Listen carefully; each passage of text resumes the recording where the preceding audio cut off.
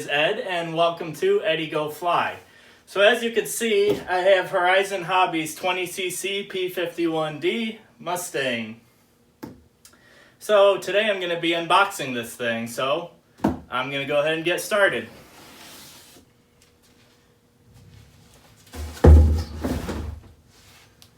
Alright, right on top we have the manual.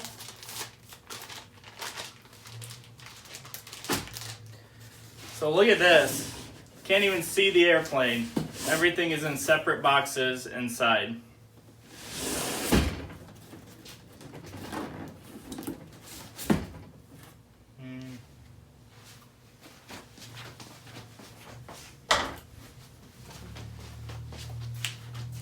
Forgot about my knife. So we'll start with this box. Nice long skinny one.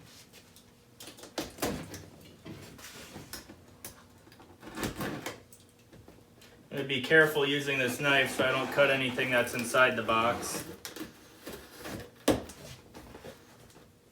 Well, what do you know? More boxes.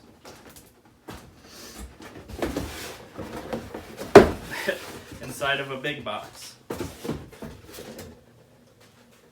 So, open these one at a time.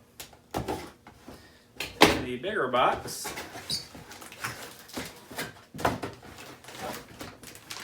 Looks like we have the drop tanks, the wheel fairings, the pilot, and it looks like some kind of tail cover, maybe by the tail wheel.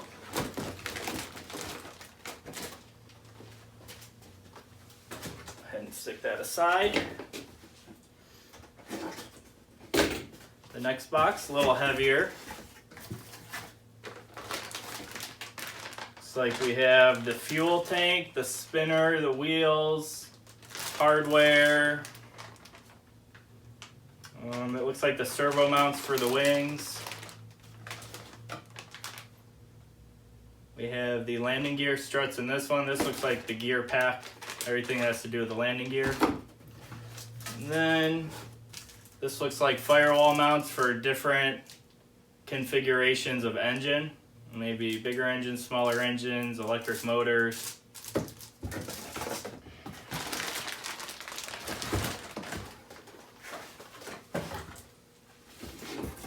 And the small box.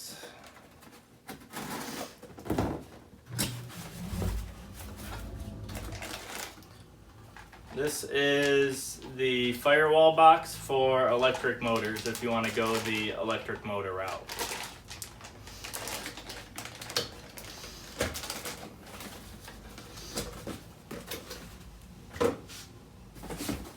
Alright, next up is this box.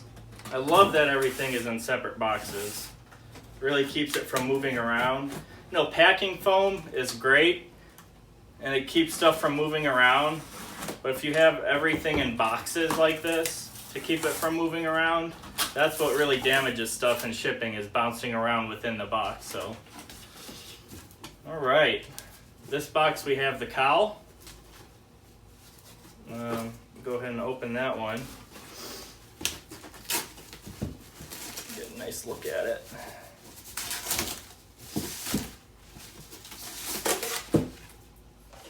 How about that? Good looking cowl there. And the scale exhaust. Well, not scale exhaust, but dummy exhaust, rather.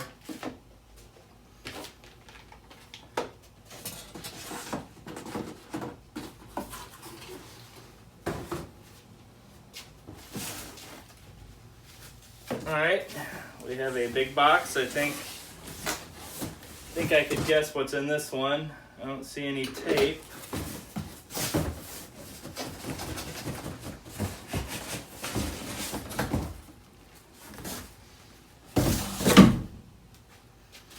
Looks like we got the fuselage, as expected. Nice and taped down to the box so it doesn't move around.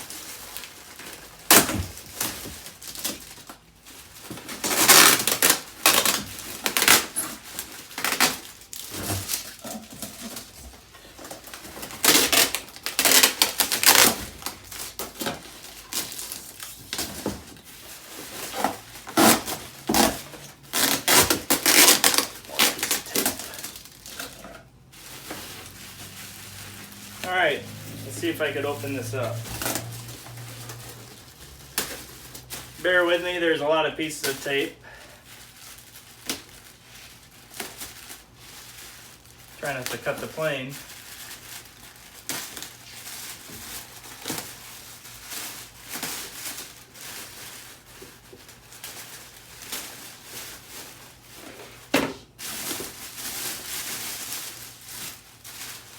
Alright, so the plane was taped down, the fuselage was taped down within the box, and it's also wrapped in foam. Yeah. Leave that in there for now. Let's see if I can get some of this tape off of here. This thing is really in there.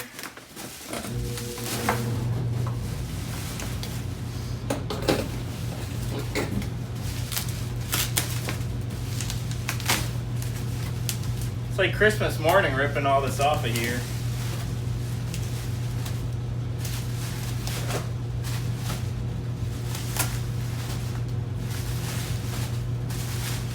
Wow, I'm already starting to see the details that is on this covering.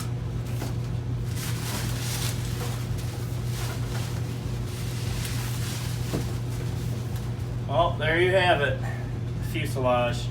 Now, a lot of things you're seeing on ARFs these days is this printed covering. A lot of times it's vinyl, sometimes it's plastic. They actually print the details right on it, which is great. It looks beautiful. But if you have to make patches, if you get any tears in the covering, it's hard to repair and it's hard to make it look like how it was to begin with. But I overall think it's a great idea. It looks really nice and they really did a good job.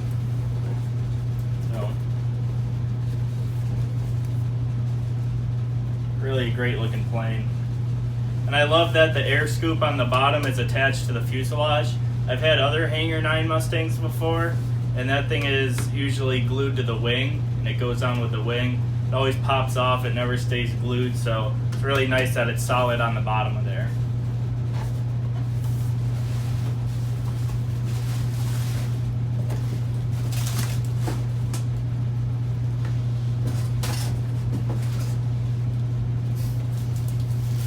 Alright, here we have some more stickers, and they do give you a couple swatches to patch the covering if that does happen, but the swatches do not have the actual details, the rivets, the panel lines, any of that. It's not on there, so you might have to get out your paintbrush and do a little detailing.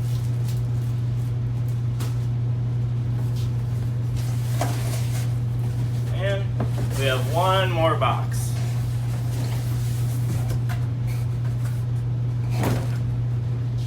This box is, of course, your wings and stabilizers.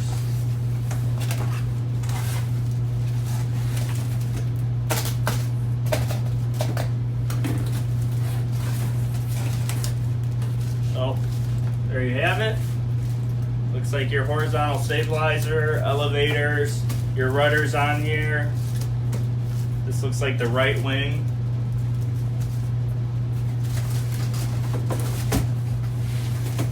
And the left wing. Looks great.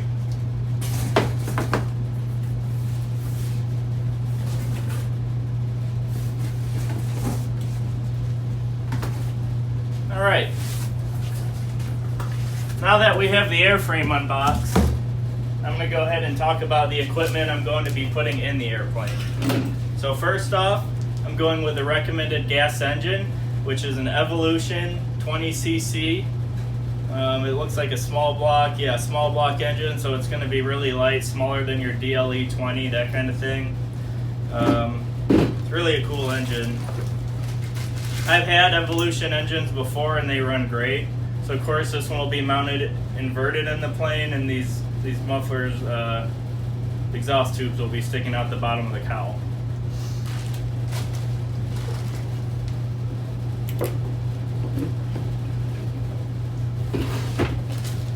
I will be using Dubro fuel tubing, of course. You can't go wrong with Dubro.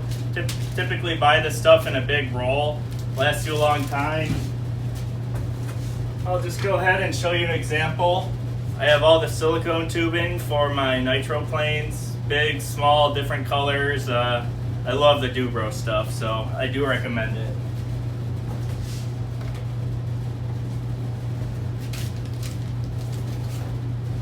And then I have the kit of everything else here. So I love these pulse batteries for the ignition. They do have 7.4 volts because they are lipos. They give that little more kick to the ignition. I have a Red Wing RC LIFE battery. These are great for your receivers. I do recommend these over NiCads or NIMH batteries. I think they're a little more reliable. You get more charges. They charge faster. So that's my recommendation. I will be using the recommended E-Flight retracts. They're 85 degrees, so if you just get the 90-degree retracts, your landing gear will go with the wing. So the wings kind of bend up like that, the incidents, so the landing gear will come off of the wing a little sideways, so your gear will be, pointed outwards a little bit. If you get the 85-degree ones, they correct for that. Your landing gear will come straight down. The receiver I'll be using is Futaba. I love Futaba. I do have a Spectrum radio, but I only use that for electric stuff. Any internal combustion planes, nitro, gas, that kind of stuff, I really trust Futaba. So I'm going with the R2008 SB. It is an S-Bus receiver, but I will not be using S-Bus. And then last but not least, servos. Got lots of them here. I believe about 8 servos you will need if you're going to use an engine. So got all those here. I went with the high-tech HS 485 HBs. This plane only recommends standard servos. I know a lot of people put high-tech 645s or 5645s into this plane. I do think that's overkill. That's usually what you put into giant scale planes. These do have a little more kick than standard servos, but they're not quite that high torque servo. I think they're going to run great in this plane. Well, anyways, that's all I got for you today. I hope you enjoyed the unboxing video. I will start assembling this plane very soon since it's in pieces all over my basement. I'll try to do some build videos. I'm not really the kind of guy that films every step of the way. I might do a couple intermediate, here's where I'm at right now kind of videos, so bear with me on that. But if you enjoyed, go ahead and subscribe down below. I do post videos about once a week, so you guys could keep up with that. But anyways, thanks for watching, and join me next time on Eddie Go Fly.